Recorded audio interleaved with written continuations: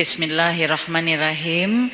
Assalamualaikum warahmatullahi wabarakatuh. Alhamdulillahirabbil alamin wa bihi nasta'in wa ala umuri dunya waddin wassalatu wassalamu ala asrofil anbiya'i wa mursalin wa ala alihi wa sahbihi ajmain. Asyhadu an la ilaha illallah wa asyhadu anna Muhammadan abduhu wa rasuluh. Bismillahirrahmanirrahim. Rabbi shrahli sadri wa yassirli amri wahlul 'uqdatam min lisani yafqahu qawli. Bismillahirrahmanirrahim. Raditu billahi rabba wa bil islami dina wa bi Muhammadin nabiyya wa rasulah. Rabbi zidni ilman warzuqni fahman. Amin ya rabbal alamin. Shadaqallahul adzim. Bismillahirrahmanirrahim. Astagfirullahalazim, astagfirullahalazim, astagfirullahalazim wa atubu ilaih. Segala puji hanya bagi Allah Ta'ala. Semoga Allah mengampuni segala dosa dan kesalahan kita. Semoga Allah menerima taubat kita. Sebab insya Allah hanya rahmat, ridha dan pengampunan dari Allah yang akan mengantar kita ke surga. Semoga insya Allah kita berjuang terus menunaikan setiap amal ibadah, sebab kita merindukan ridhonya Allah pada kita. Amal ibadah kita adalah perjuangan kita untuk mencapai ridhonya Allah. Ridhonya Allah adalah pintu gerbang bagi kita untuk memasuki jannah. Maka amal ibadah sesuatu yang sangat penting, substansial, dan menjadi fokus utama hidup kita. Tidak ada lagi fokus apapun di dalam hidup kecuali melakukan amal ibadah kepada Allah dengan tujuan mencapai ridha Allah, dengan harapan ridha Allah akan mengantar kita ke jannah. Sebab tidak ada di antara kita yang sanggup untuk mencicipi api neraka, tapi sesungguhnya neraka itu adalah hak, adalah kebenaran. Neraka itu ada. Neraka itu bukan cerita, neraka itu bukan dongeng. Neraka adalah sebenar-benarnya peringatan Allah kepada kita, padahal kita tidak ada yang sanggup memasukinya. Keyakinan kita bahwa akan ada yang disimpan di neraka, naudzubillah min dzalik, summa naudzubillah min dzalik. Semoga bukan kita orangnya, semoga bukan kita yang menjadi golongan tersebut.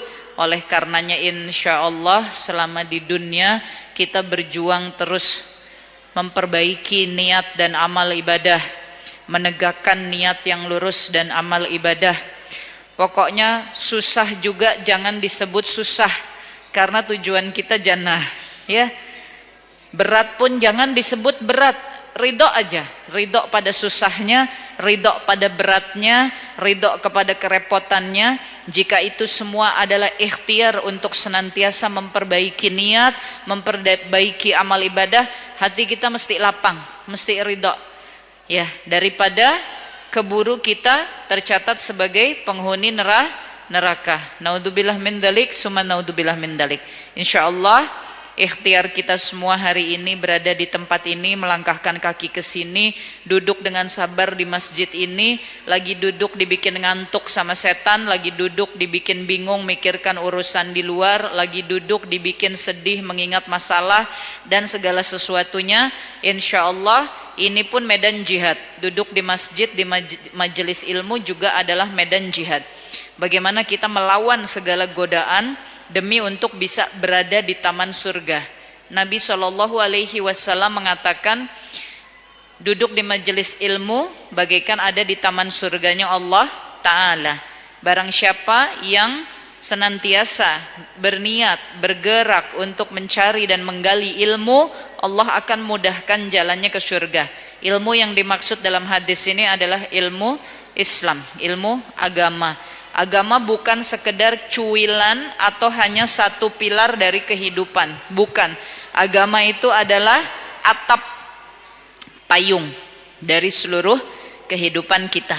Dia memayungi semuanya. Dia memayungi urusan rumah tangga, dia memayungi urusan waris, dia memayungi urusan pergaulan, dia memayungi urusan ekonomi, dia memayungi urusan cari nafkah, dia memayungi urusan politik, dia memayungi segala yang ada di alam raya. Itu adalah dinul Islam. Inna dina indallahil Islam. Islam itu yang diberkahi oleh Allah. Jadi insyaallah pada kesempatan sore hari ini kita merasa bersyukur kehadirat Allah Ta'ala, bahwa Allah masih ridha kita masuk di Baitullah, rumahnya Allah, duduk di taman surganya Allah, berjuang melawan segala yang mengganggu kita. Dan insya Allah sekali lagi, barang siapa yang berjuang mencari ilmu, Allah mudahkan jalannya ke surga. Maka jika Allah antarkan kita sampai tiba di sini, ini Allah punya keinginan agar kita lebih mudah ke surga. Kitanya mesti merasa bersyukur, kitanya mesti merasa bangga, kitanya mesti merasa bahagia, kitanya mesti menunjukkan kepada Allah dengan sebaik-baiknya sikap, sebaik-baiknya penjagaan, sebab Allah sudah tunjukkan kepada kita bahwa Allah ingin mudahkan kita ke jannah. Insyaallah, mudah-mudahan kita semua senantiasa menjadi hamba-hamba yang hatinya terjaga dalam dinul Islam. Amin ya rabbal alamin. Salawat dan salam pada baginda Rasulullah sallallahu alaihi wasallam beserta seluruh keluarganya, para sahabatnya, para pengikutnya. Insyaallah di hari akhir Allah mengizinkan beliau memberikan syafaat dan kita bisa berkumpul kekal di jannahnya Allah Ta'ala. Amin ya rabbal alamin. Baik, dalam waktu yang tersisa yang diizinkan Allah, tadi Ustaz Hendra insyaallah sudah menyampaikan preliminary atau pembukaan mengenai tema kita pada sore hari ini, yaitu menjaga lisan dan prasangka, ya. Dalam waktu yang singkat insyaallah saya ingin langsung mengingatkan bahwa di dalam Islam baginda Rasulullah sallallahu alaihi wasallam menuntunkan kepada kita al-kalamu fima la ya'nihi. Artinya kita diminta untuk kalam kita, lisan kita, bicara kita itu jangan sampai mengucapkan hal-hal yang tiada gunanya. Pada hadis yang muttafaq alaih, beliau mengatakan bahwa barang siapa beriman kepada Allah dan hari akhir, maka bicaralah yang baik atau lebih baik diam. Ini bukan enteng. Barang siapa beriman kepada Allah. Jadi lisan kita itu langsung berkorelasi dengan iman kita kepada Allah. Urusan lisan berkorelasi langsung kepada iman kita terhadap Allah Ta'ala. Barang siapa beriman kepada Allah dan hari akhir, berkata yang baik atau lebih baik diam.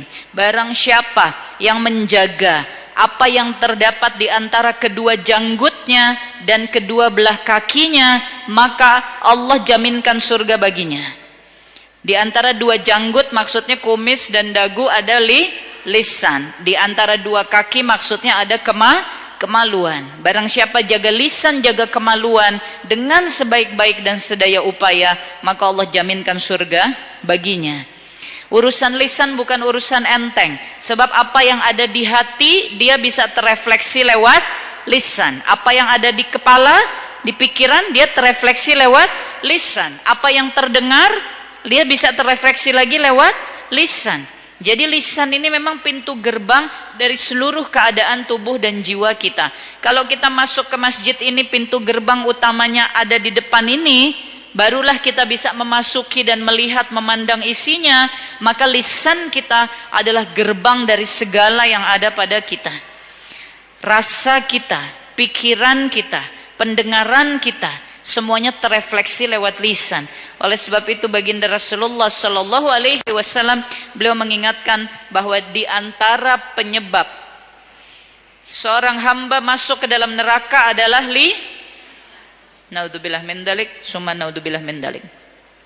Sekarang umpamanya begini bunda, ukhti, umi dan ukhti. Misal kita jalan di jalanan depan sana.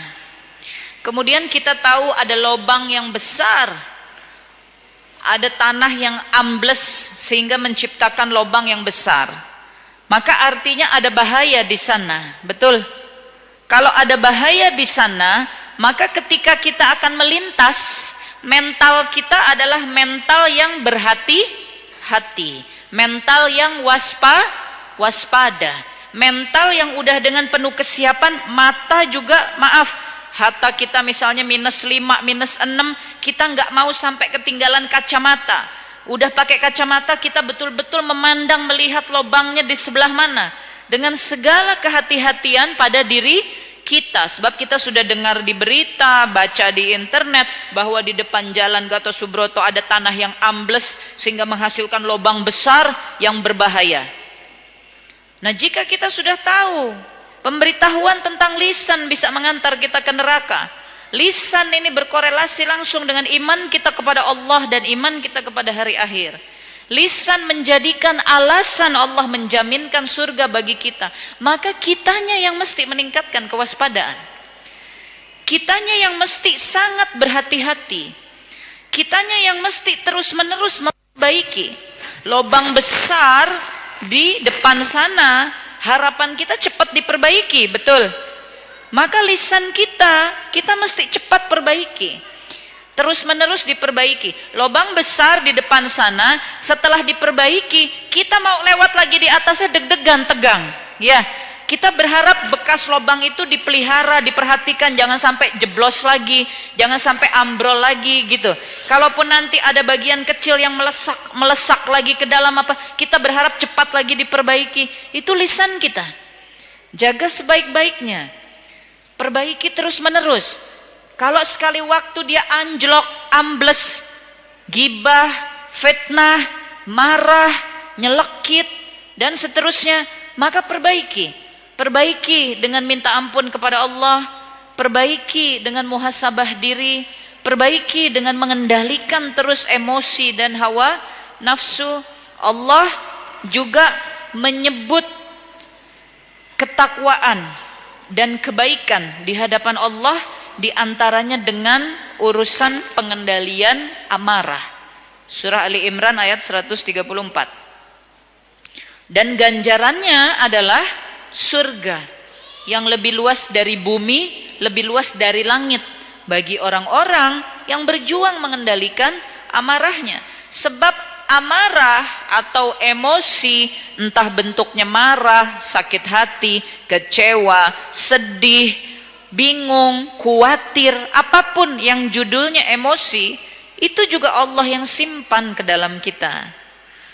Karena yang ciptakan kita kan Allah, maka mata kita Allah yang jadikan, rasa kita Allah yang jadikan, pendengaran kita Allah yang jadikan. Surah An-Nahl ayat 78. Semuanya Allah yang jadikan. Allah yang jadikan itu semua ada pada kita. Untuk apa Allah jadikan kepada kita? Untuk kita pergunakan sebagai peralatan kita di dalam terus memperbaiki diri, dan barang siapa rajin memperbaiki diri, insya Allah dia meningkatkan kadar imannya di hadapan Allah. Memperbaiki diri ini kan hijrah. Terus menerus memperbaiki diri kan artinya hijrah, pindah terus kepada keadaan yang lebih baik. Kalau kita kejeblos lagi, perbaiki lagi diri kita. Di rumah kita kalau ada pojokan rumah yang gentengnya bocor, udah diperbaiki, lain waktu dia bocor lagi, kan kita perbaiki lagi. Lain waktu gentengnya pecah ambles, kan kita perbaiki lagi. Enggak kita diamkan, biarin deh rumah saya di bagian pojok sana bolong aja sampai atapnya bolong. Tadinya cuma bocor, tadinya genteng cuma pecah, terus kita biarkan jadi bolong, akhirnya jadi sak rumah-rumah rusak, kotor, berantakan, kan nggak begitu. Ya. Kenapa kalau urusan dunia, yang tadi Ustadz Hendra mungkin ingatkan, kenapa kalau urusan dunia kita bisa ada pada kadar perhatian yang maksimal, semaksimal kita bisa gitu. Kalau kita menyukai sesuatu, misalnya apa? Hobi, katakanlah begitu. Kita bisa jadi maksimal gitu. Ya, yang suka bercocok tanam, aduh tanamannya Masya Allah, sampai begitu indahnya, rapinya, orang gak ada yang boleh pegang. Ya, yang suka memasak, yang suka bikin kue, kalau menghias, cantiknya Masya Allah. Ya, hal-hal yang sifatnya duniawi bisa membuat kita menjadi begitu fokusnya. Kenapa kok kita suka kehilangan fokus terhadap hal-hal yang sifatnya akhirah? Ini ujian. Karena yang sifatnya duniawi dia kasat mata, dia bagaikan terlihat. Yang non duniawi bagaikan tidak terlihat. Saya mau tanya, kita hidup karena jasad kita atau karena ruh kita? Kita bergerak karena jasad kita atau karena ruh kita? Maka jangan terjebak dengan yang duniawi, jangan terjebak dengan yang kasat. Badan ini bisa bergerak karena ada ruhnya, betul.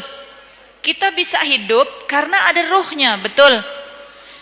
Dari ruh yang menggerakkan jasad, muncullah segala sesuatu. Orang bisa bikin kamera jadi motret, orang bisa bikin video jadi nyuting, orang bisa menemukan listrik jadi terang, orang bisa menemukan cara jahit sampai jadi karpet, sampai jadi baju.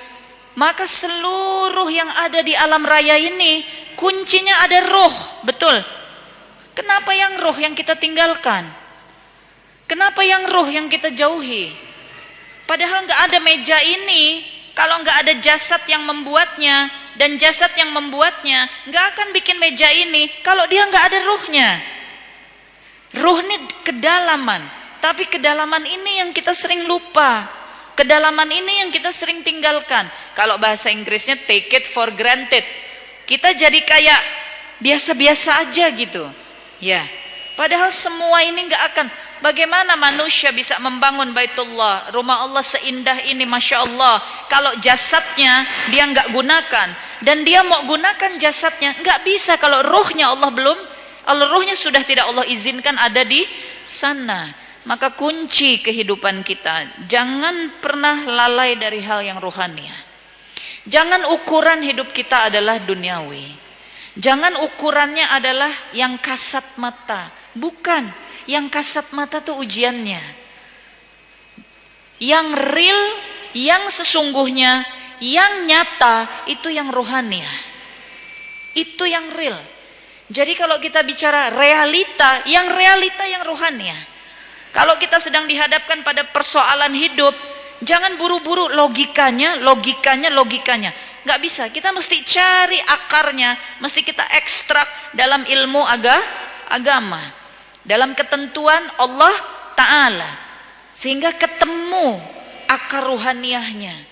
Jangan terus logikanya, tapi akar ruhaniahnya kita mesti temukan dulu. Sehingga nanti basis pengambilan solusi itu berdasarkan kepada yang rohaniah.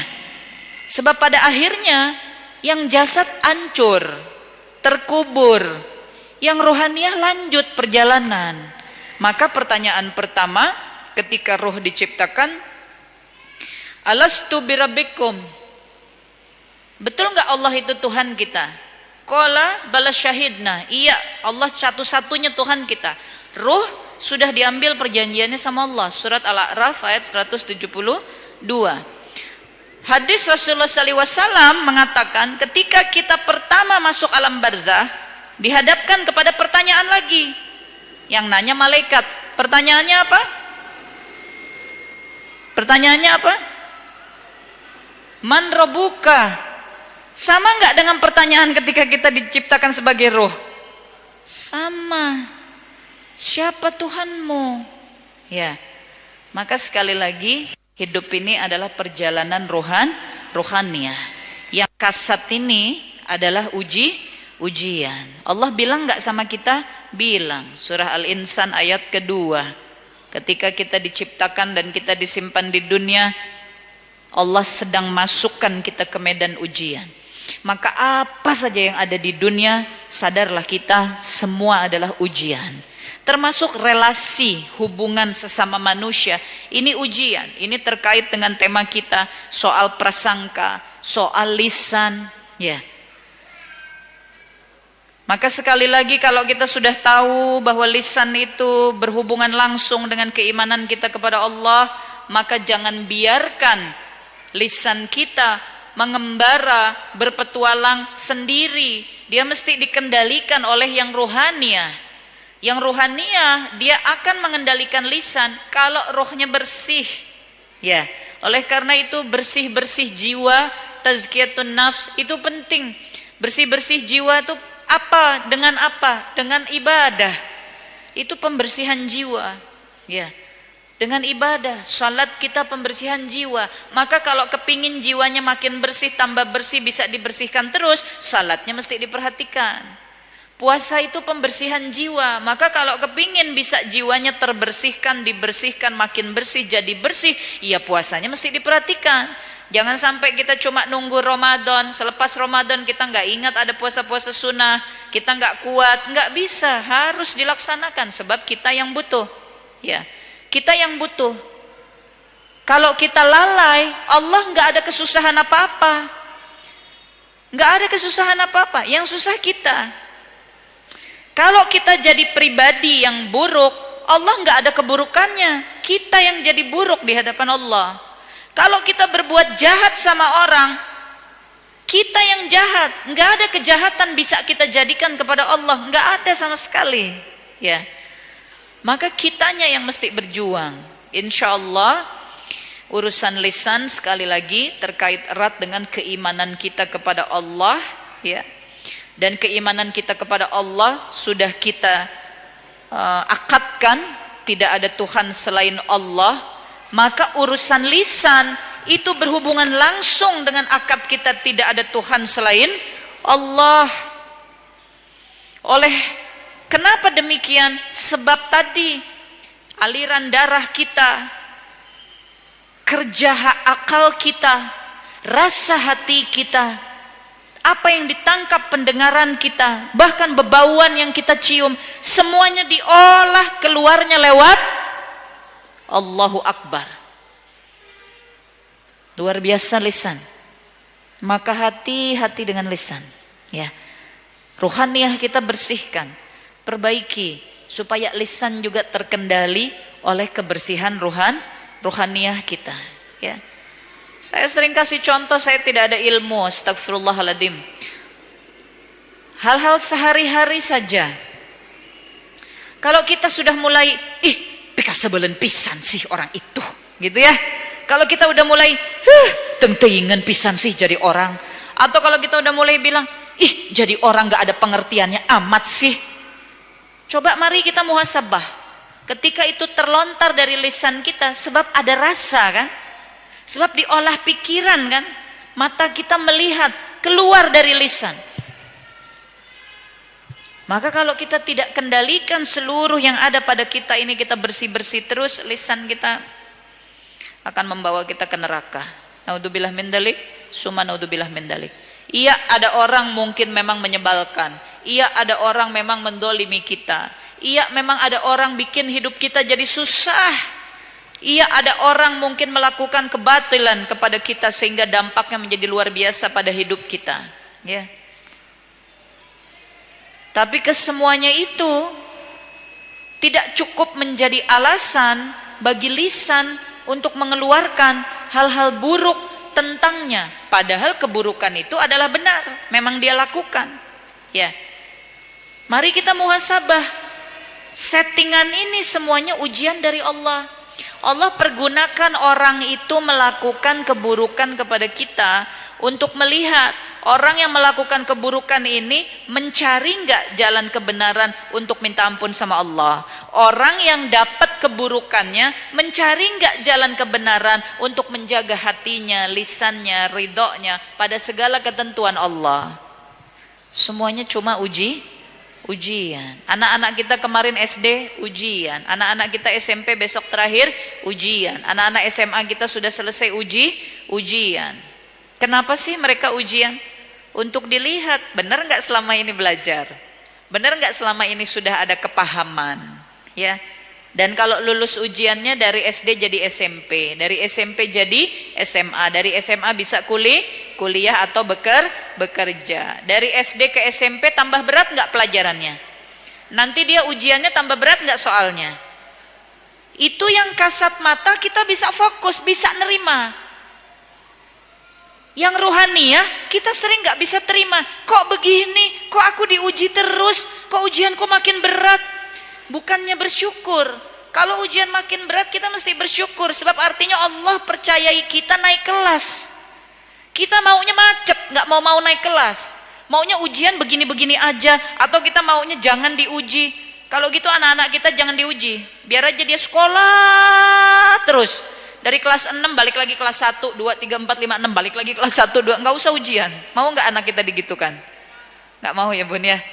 Insya Allah kita juga nggak mau kita dibegitukan sama Allah.